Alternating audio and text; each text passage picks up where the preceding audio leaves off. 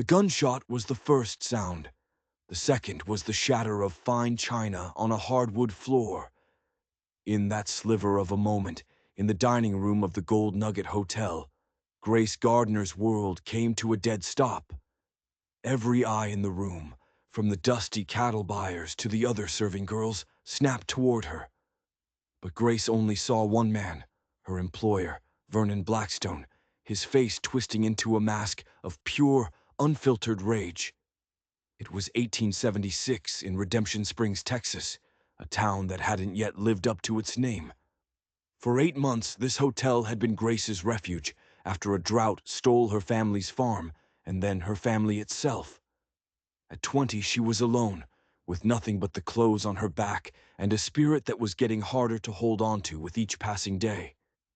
"You clumsy, worthless girl," Blackstone's voice boomed across the silent room, his heavy frame rising from the head of the table. "That's imported china, worth more than you'll make in a year." Grace fell to her knees, her hands trembling as she tried to gather the sharp porcelain shards. "I'm so sorry, Mr. Blackstone. There was a gunshot." "Excuses!" he roared. He crossed the room in 3 quick strides, grabbing her by the arm and hauling her to her feet. The broken pieces scattered from her apron. He wasn't just angry about the plate. This was about power. This was about making an example. He started dragging her toward the back door, toward the rear exit that every girl who worked there feared. "Time you learned what happens to girls who cost me money." The other waitresses looked away, a sick mix of relief and guilt on their faces. It wasn't them. Not this time. Grace knew exactly where he was taking her. To the whipping post behind the kitchen. She'd seen him use it twice before. One girl had left town, vanished into the dust.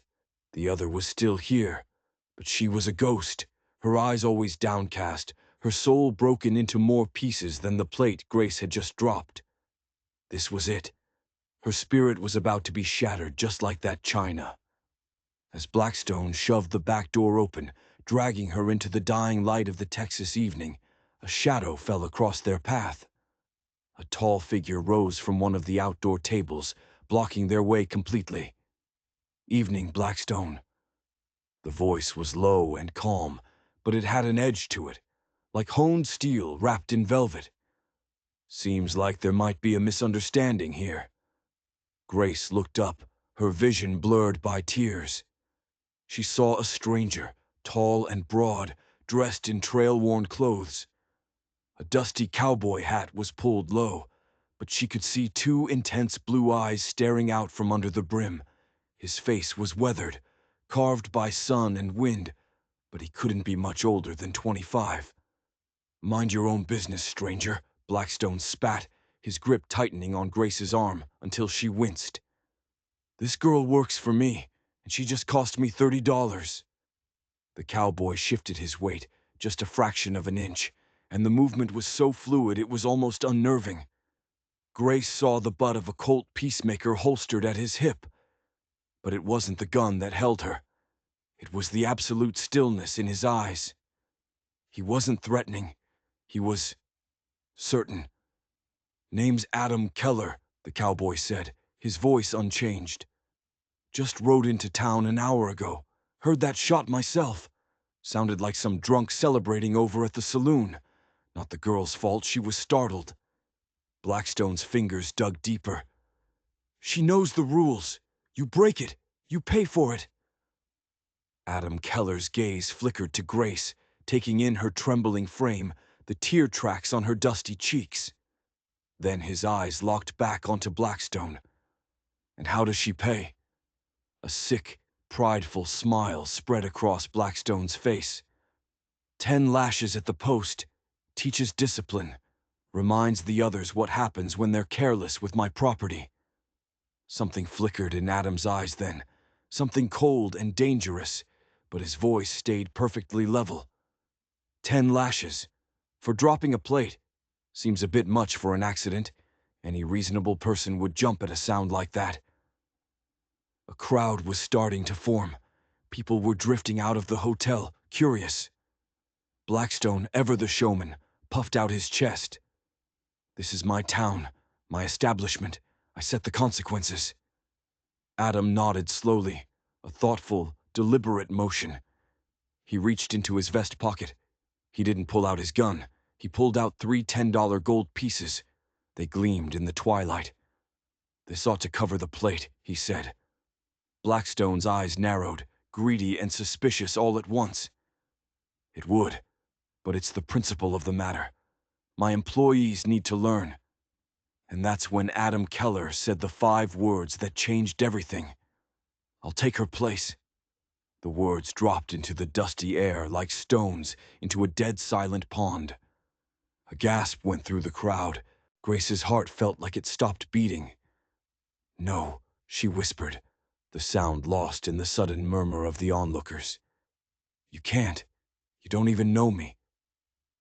Adam didn't look at her. His piercing blue eyes were still locked on Vernon Blackstone. 10 lashes, you said. I'll take them, instead of the lady." Blackstone was stunned into silence. He stared at Adam, his little piggish eyes trying to work out the angle. "You take a whipping for a girl you just met?" "I know enough," Adam replied, his voice still impossibly calm. "I know I won't stand by and watch a man twice her size drag her to a post over a broken plate." The silence stretched on, thick and heavy. Blackstone's grip on Grace's arm had loosened. He was weighing his options. The crowd was bigger now, and Grace could see the town doctor and the banker among them, their faces grim and disapproving. This wasn't just about a serving girl anymore. This was a public challenge. Finally, with a snarl, Blackstone shoved Grace toward Adam. "Take her then, and your money. I don't need your charity." His eyes narrowed into slits. "But she's fired. Get her things and get out of my hotel." Grace stumbled, and Adam's hand shot out, steadying her. His touch was firm, gentle. Blackstone pointed a fat finger at Adam. "And you. I don't want to see your face in my establishment ever again." He turned and stormed back inside, pushing through the crowd like a bull. The show was over. The townsfolk began to drift away, but not before casting long, curious looks at the strange cowboy and the fired serving girl. Grace was suddenly aware of Adam's hand still on her elbow. She pulled away, wrapping her arms around herself. "Thank you," she said, her voice barely a whisper. "But you shouldn't have. Now I've lost my job, my lodging." "No decent man could have watched that and done nothing," Adam said, his gaze fixed on the hotel door Blackstone had disappeared through. "Do you need help with your things?" She shook her head. "I don't have much." "I'll wait," he said simply. "You shouldn't have to go back in there alone." She finally looked up at him, really looked at him, searching his face for the reason why. Men didn't do things like this for free, not in her world. "Why? Why would you offer to take a whipping for a stranger?" A shadow passed over his face, so quick she almost missed it. "Let's just say I've seen enough injustice to last a man a lifetime. Might be best to get your things before Blackstone decides they're part of the debt you owe him." She knew he was right. "I'll be quick." She hurried back into the hotel, using the rear entrance, her heart pounding. The attic room she shared with 2 other girls was mercifully empty. She threw her few belongings, 2 dresses, a worn copy of Jane Eyre, her mother's small hand mirror, into a canvas bag. This cramped, hot room had been her home. Now, it was just another place she'd been cast out from. She had nothing. She was nothing. When she came back downstairs, she half expected him to be gone, the hero who swoops in and then disappears. But Adam Keller was still there, a tall, steady silhouette against the setting sun. "Everything I own in the world," she said, trying for a brave smile. He frowned. "You have nowhere to go." It wasn't a question. She couldn't bring herself to say the words, but her silence was answer enough. "There's a boarding house on the edge of town," he said after a moment. Run by a Mrs. Wilson. Clean and respectable. I passed it on my way in." He reached into his pocket again. "This should cover a few nights." Grace stiffened. Pride was all she had left. "I don't accept charity, Mr. Keller." His expression softened. "It's not charity, Miss Gardner. Grace Gardner. Miss Gardner, consider it a loan, to be repaid when you're able." He looked around at the darkening streets. There aren't many safe places for a woman alone in this town tonight. The cold reality of her situation washed over her. Alone, jobless, night falling. She took the coins, the metal cool against her skin. "I will repay you, every cent." "I have no doubt," he nodded. "May I walk you there?" They walked through the dusty town in silence. The Wilson boarding house was a clean, white clapboard building at the end of a quiet street. A plump, gray-haired woman with sharp, kind eyes answered the door. "Mrs. Wilson," Adam said, removing his hat. "I'm Adam Keller. This is Miss Grace Gardner. She's in need of a room. I can vouch for her character." The old woman's eyebrows shot up. "Can you now? And how long have you known the girl?" "Less than an hour," Adam admitted without shame. "But sometimes a person's character reveals itself right quick in times of trouble." Mrs. Wilson's face creased into a smile. "Indeed it does." She looked at Grace. "What happened, child?" I lost my position at the Gold Nugget Hotel," Grace stammered. "Through Vernon Blackstone's cruelty, more like," Adam added quietly. "She dropped a plate when a gunshot startled her. He was taking her to be whipped." Mrs. Wilson's expression hardened like granite. "That man," she muttered. "Not the first girl he's run off with his ways." She opened the door wider. "I have a room, $5 a week, breakfast and supper included." Relief, so powerful it almost made Grace dizzy, flooded through her. "Thank you. I can pay for 2 weeks." "Good," Mrs. Wilson nodded. "And I might know of some work. The dressmaker was just saying she needed help." Hope. It was a feeling so unfamiliar she barely recognized it. Grace turned to Adam, who still stood on the porch. "Mr. Keller, "No need for thanks," he said. "Where will you stay?" she asked suddenly. He shrugged. "Planned on the hotel. I suppose it'll be the livery stable now." Mrs. Wilson cleared her throat loudly. "I have another room, Mr. Keller. Same rate." She gave him a knowing look. "It's just good business. I prefer respectable folk." After a moment's pause, Adam nodded. "I'd be obliged, ma'am." As they stepped inside the warm, lamp-lit house, Grace felt the day's weight on her shoulders. She had lost everything, but in the space of an hour, a stranger had stood for her, found her shelter, and maybe even a new job. She'd seen a kindness she thought had died with her parents. Later, in her small, clean room, she unpacked her bag, and through the thin wall she could hear the sounds of movement from the room next door. The mysterious cowboy, Adam Keller, was right there, a wall away. She wondered what really brought a man like him to a place like Redemption Springs. Men like that, they were like tumbleweeds. They never put down roots. Or did they? As she drifted to sleep, she couldn't shake the feeling that his arrival and that gunshot were connected in a way she couldn't yet understand. Her life hadn't just been saved. It had been changed. And the story was just beginning. The next morning, Grace woke to pale sunlight and, for the first time in months, a sense of peace. She went downstairs to find Mrs. Wilson already in the kitchen, a comforting presence amidst the smell of coffee and baking bread. "Your gentleman friend left at dawn," the older woman said without looking up from her dough. "Said he had business to attend to. Paid for a week's lodging, though, so I expect he'll be back." He wasn't her gentleman friend, but Grace didn't correct her. After breakfast, she went to the dressmaker's shop, her heart a nervous drum against her ribs. Mrs. Hammond, the proprietor, was a slender woman with a no-nonsense air. "Ah, yes," she said, her eyes assessing Grace from head to toe. The girl from the hotel. Grace's cheeks burned, but she stood her ground. Mrs. Hammond pointed to a half-finished dress on a mannequin. "Show me what you can do." Grace picked up a needle and thread, and the familiar rhythmic work calmed her.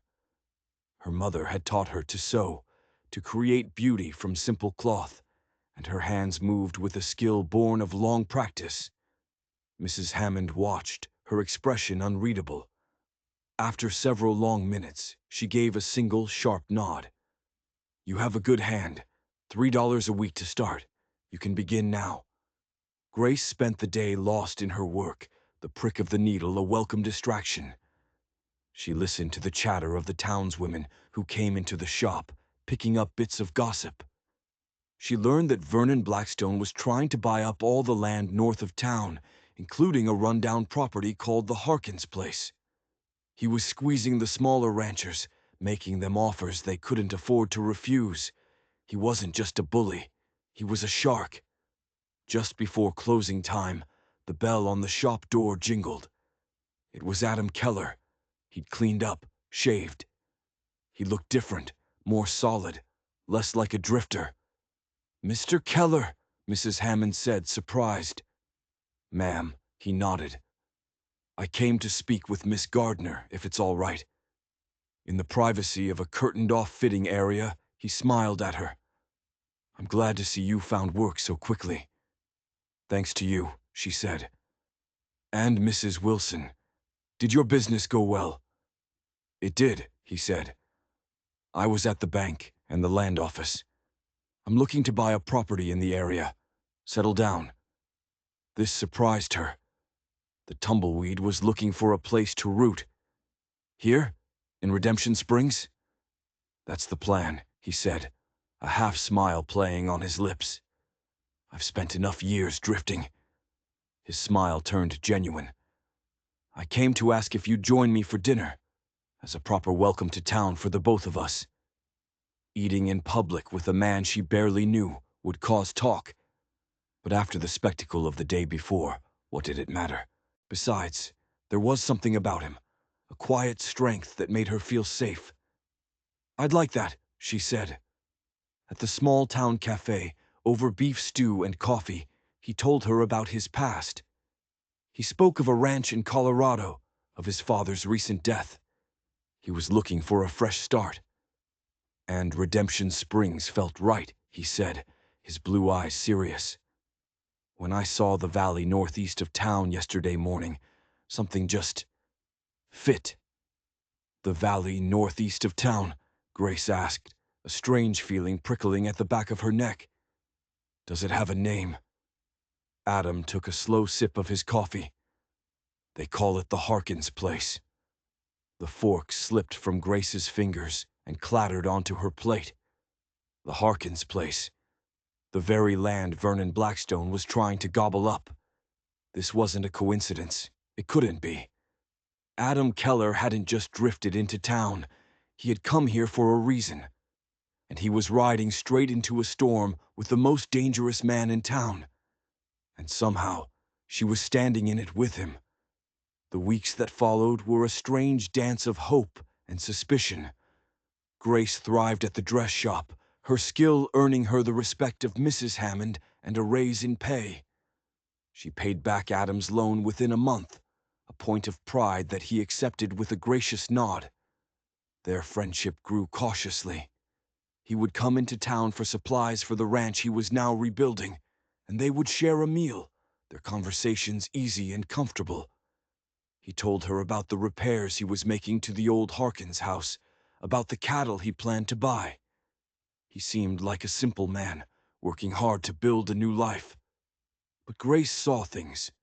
She saw the way his eyes scanned every street, every alleyway, as if he was constantly watching for something, or someone. She saw him once in a low-voiced conversation with a freight driver who passed through town regularly, a folded piece of paper passing between them. And one evening, as she was leaving the shop, she saw him walking out of the dusty alley behind the hotel. And he wasn't alone. He was with Sarah, the other serving girl, the one with the broken spirit. Except, in the shadows of the alley, Sarah didn't look broken at all. She looked determined. She handed Adam a small cloth-wrapped bundle, nodded once, and then slipped away, her eyes darting around nervously. Adam didn't see Grace watching. He tucked the bundle inside his coat and walked away, his face set like stone. Grace's mind reeled. What was going on? What could a disgraced serving girl and a newcomer rancher possibly have in common? What was in that bundle? Her unease grew a few days later when the bell at the dress shop jingled, announcing the arrival of Cecilia Blackstone and her daughter, Eliza. They swept in like a foul wind, demanding alterations for the upcoming harvest celebration. Eliza's sharp eyes found Grace immediately. "Mother," she hissed, "that's the girl Father fired, the one the cowboy defended." Cecilia Blackstone looked Grace up and down, as if she were something she'd found on the bottom of her shoe. "I was unaware you employed Vernon's cast-offs, Margaret," she said to Mrs. Hammond. "Miss Gardner is my best seamstress," Mrs. Hammond replied, her voice crisp. "Her past employment is of no concern to me." Eliza lingered by Grace's workstation. "They say that cowboy has been courting you," she whispered, her voice dripping with malice. "Taking you for rides out to his ranch. Alone." "We're friends," Grace said, her needle not faltering. Eliza laughed, a high, unpleasant sound. "A penniless seamstress and a man buying up one of the largest ranches in the county? Don't be a fool." She leaned closer. "You should know, my father has invited Mr. Keller to our harvest party. He says a man of his means should be introduced to suitable company." The threat was clear. But then she added something else, her voice a venomous whisper. "Be careful, Grace. My father knows all about men who come from Colorado with secrets. He makes it his business to know." A chill went down Grace's spine. It wasn't just a warning, it was a promise. The Blackstones weren't just trying to push her away from Adam. They were targeting him directly. They knew something about his past. That evening, when Adam arrived to take her for a drive, Grace's mind was a whirlwind of fear and confusion. She had to know the truth. As they rode out of town, the setting sun painting the sky in shades of orange and purple, she finally found the courage to speak. "Adam," she began, her voice trembling slightly, "I saw you, behind the hotel, with Sarah." He didn't flinch. He just kept his eyes on the road ahead. "Go on." "And Eliza Blackstone, she said her father knows about you, about Colorado." She finally turned to him, her eyes pleading. "Who are you, Adam? Why are you really here?" He pulled the wagon to a stop on a rise overlooking the creek that bordered his property. He turned to face her, and the easygoing rancher was gone. In his place was a man with a gaze as hard and cold as a winter sky. "My father's name was Jacob Keller," he said, his voice low and steady. "He owned one of the biggest ranches in Colorado. His partner, the man he trusted like a brother, was Vernon Blackstone." Grace gasped. "Blackstone and a few others, including a man named Harlow, cooked the books. They created false debts, forged documents, and systematically bled my father's ranch dry. They ruined him. When my father confronted them, there was an accident, a hunting trip. He was found dead. They called it a stray bullet." The pieces were clicking into place, each one more terrible than the last. "So you came here for justice," he said, the word hanging in the air like a death sentence. "The Harkins place belonged to my father's uncle. He was Blackstone's first victim, years ago. I knew there had to be proof here. Old records, letters, something." Sarah has been getting me information from inside the hotel. The bundle she gave me contained pages torn from Blackstone's private ledger. It's not everything, but it's a start. He had been playing a long, dangerous game.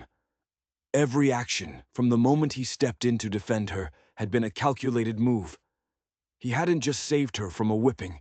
He had used the situation to get a foothold, to announce his presence to Blackstone in a way that seemed random, harmless. "The harvest party," Grace whispered, understanding dawning. "It's a trap." "It is," Adam confirmed.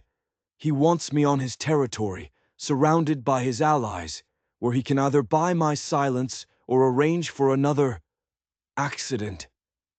He finally looked at her, and the hardness in his eyes softened with a pain that tore at her heart. "I never meant for you to be part of this, Grace. When I saw what he was doing to you, everything became real. It wasn't just about ledgers and revenge anymore. It was about a good person being crushed by a monster."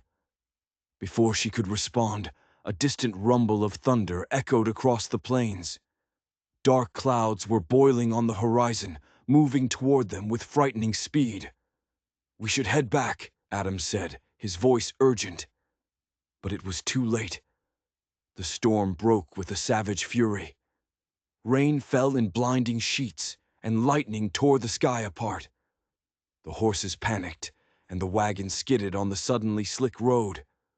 "We'll never make it back to town," Adam shouted over the roar of the storm.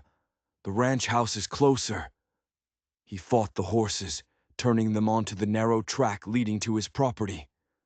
They reached the small, weathered house just as the storm unleashed its full power. Soaked to the skin and shivering, they stumbled inside. Adam quickly built a fire, the crackling flames pushing back the storm's chill. "There are some dry clothes in the bedroom," he said, his back to her. "Left by the previous owner's wife." Grace hesitated, the impropriety of the situation warring with the bone-deep cold. Alone, with him, in his house, in the middle of a raging storm. But one look at his face, etched with worry not for himself, but for her, made the decision for her. She changed into a simple dry cotton dress. When she returned to the main room, Adam handed her a steaming mug of coffee. The rain lashed against the windows, and the wind howled, but inside, by the fire, a strange sense of peace settled over them. They were in the eye of the storm, both literally and figuratively. "The ledger pages Sarah gave me," Adam said, staring into the flames. "They prove Blackstone has been swindling the cattle barons he's dining with, but they're coded. I can't make sense of them." He looked so alone in that moment, carrying the weight of his family's ruin. Grace moved to sit on the hearth beside him. "You're not alone in this anymore, Adam." He looked at her, his blue eyes searching her face. "Grace, I have to ask you to walk away. After the harvest party, this town won't be safe for anyone associated with me." "You stood for me when I was a stranger," she said softly, her voice firm. "You think I would leave you now, when you're fighting for your family, for justice?" She placed her hand on his arm. "Whatever comes next, we face it together." A look of profound relief and something much deeper washed over his face. He reached into his coat and pulled out the cloth-wrapped bundle. He carefully unwrapped it, revealing several pages of dense, handwritten columns of numbers and strange symbols. They spread the pages on the floor in front of the fire. For hours they stared at them, trying to decipher the code, while the storm raged outside. It was Grace who saw it first. "Look," she said, her finger tracing a series of symbols. "This one appears over and over, and here, next to it, is a number. 24, and here again, with the number 12. She looked up, her mind racing. "My father used to keep a journal. He was a religious man. He would often use Bible verses to mark important passages." She grabbed the worn family Bible from her canvas bag, which she'd brought with her on the wagon ride.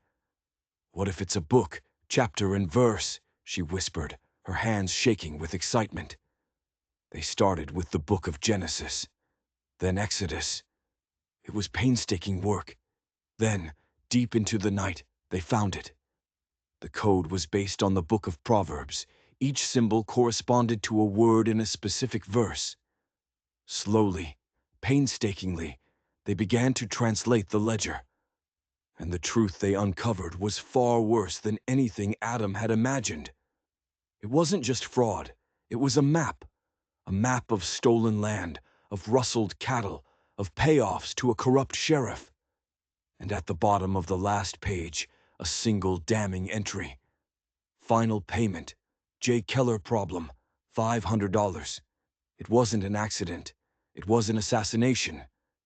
Vernon Blackstone had paid to have Adam's father murdered. The fire crackled. The storm outside seemed to fade to a distant rumble. In the small, quiet room, the terrible truth lay bare between them. Adam's face was a pale, rigid mask of grief and fury. This was never just about money. It was about cold-blooded murder. He looked at Grace, his eyes full of a terrible, burning light. "He's not just going to prison," he said, his voice a raw whisper. "I'm going to ruin him. I'm going to take everything he has, just like he did to my father." Grace knew, in that moment, that there was no turning back.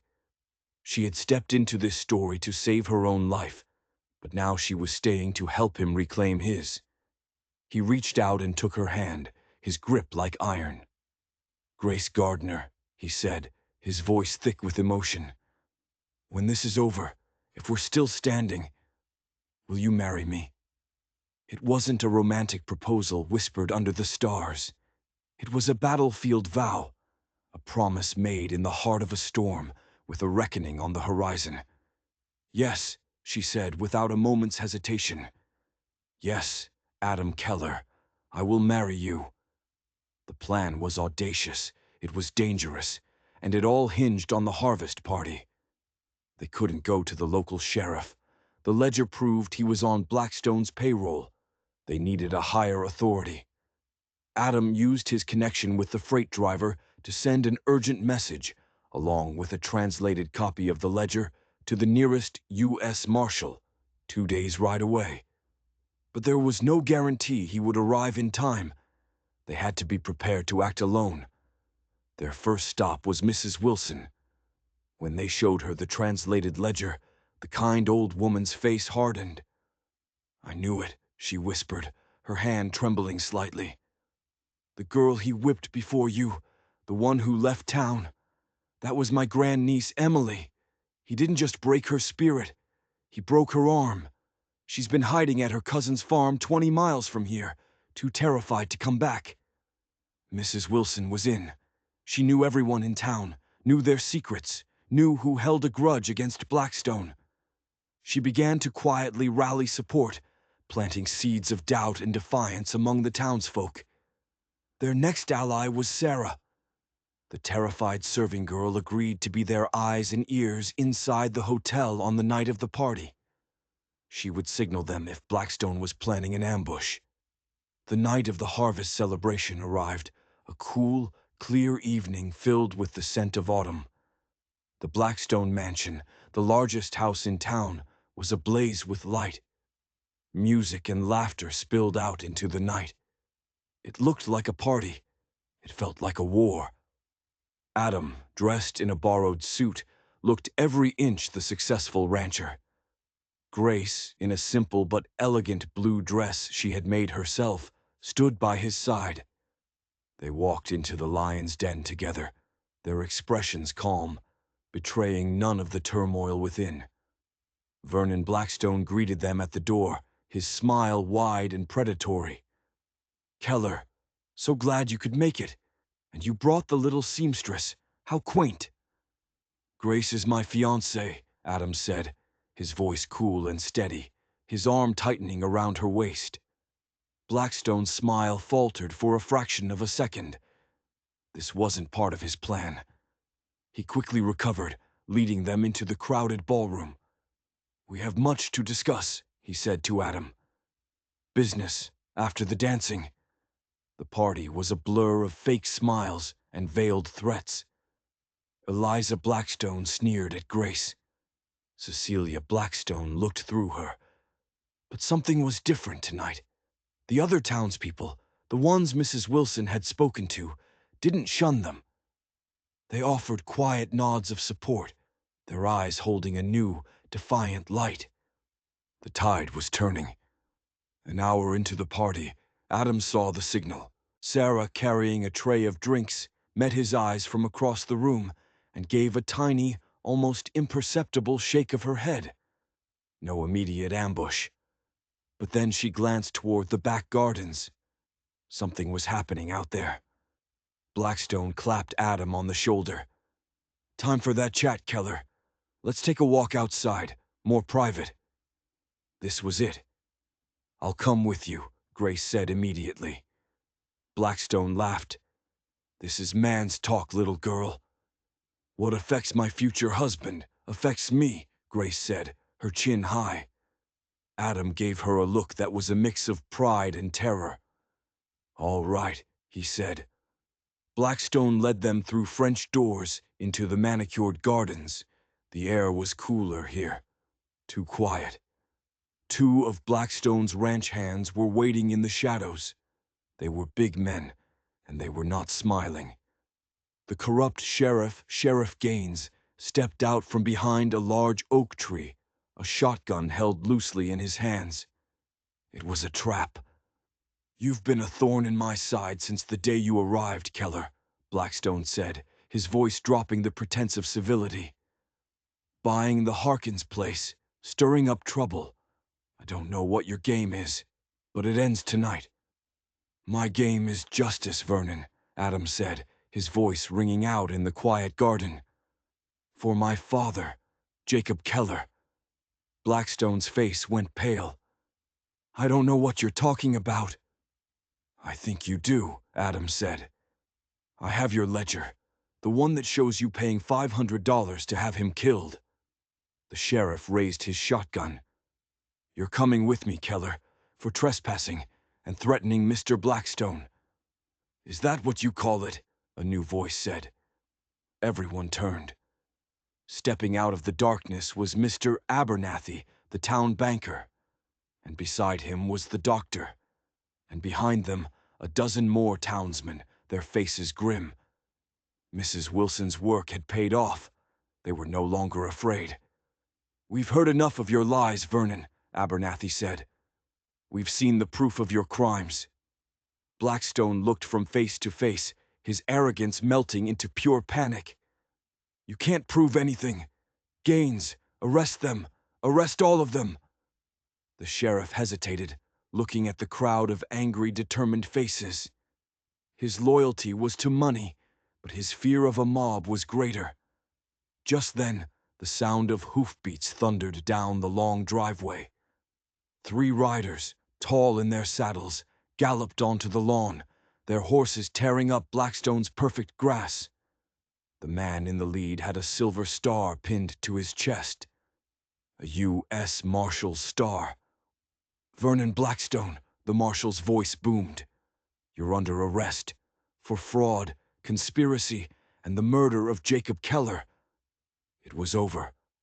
As the marshal clapped Blackstone in irons, the disgraced man turned to Adam, his face a contorted mask of hatred.